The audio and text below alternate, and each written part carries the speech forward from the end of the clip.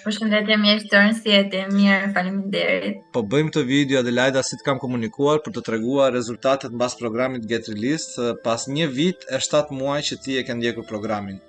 Na trego se si je në lidhje me shqetësimet që ke pasur ankth, dhimbje koke, atake paniku, pagjumësi, frikra nga të ndënjurit vetëm, mendime negative për të ardhmen, mendime negative për ndoshta për jetën. Na trego pak si je me këto situatet e tua. Asnjë nga ato shqetësimet që unë kam pasur më përpara nuk më kanë ndodhur, që do thotë që nuk kam pasur asnjë situatë ankthi, nuk kam pasur asnjë mendim negativ, nuk kam pasur frikë që të qëndroj vetëm, tani arrij të flej, të bëj edhe një gjumë të qetë.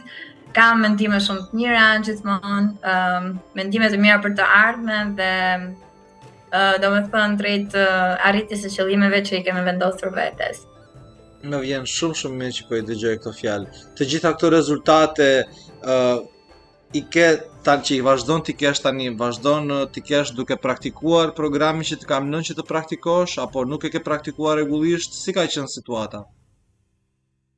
Pasi unë kam përfunduar programin, normalisht që kam vazhduar që ta praktikoj, domethënë çdo ditë, sipas këshillave të tua, por pas pak kohësh pastaj e kam ndërprer pak, domethënë nga puna dhe disa gjërat mia personale, por që dua të them që vazhdoj të jem shumë mirë edhe pse unë nuk i kam ndjekur rregullisht pak më vonë.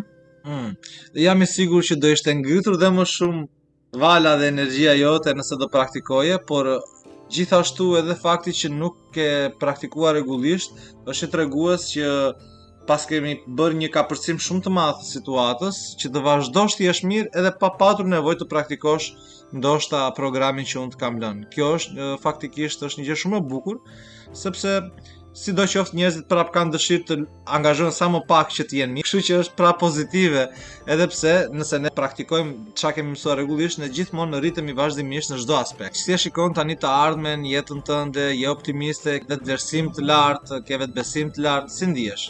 Tani ndihem shumë mirë, kam një vetbesim shumë të lartë, më pëlqen më shumë vetja tani. Se sa më përpara këtë duhet ta themi, po gjithmonë optimiste dhe drejt arritjes së synimeve.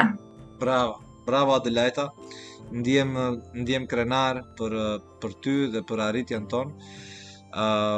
Njerëzit që do dëgjojnë do inspirohen nga këto eksperienca që ti pate, duke i dhënë shpresë atyre që dhe ata të ndihen se ka një zgjidhje, edhe ajo është pa ilaçe, edhe ajo është natyrale. Një falënderim i madh ju takon ju, ty personalisht që më ke ndjekur në çdo hap, që ke qëndruar gjithmonë pranë meje dhe je kujdesur për mua, për doktoresh Migenën, e cila edhe ajo gjithashtu është kujdesur që unë të jem mirë dhe ju uroj shumë suksese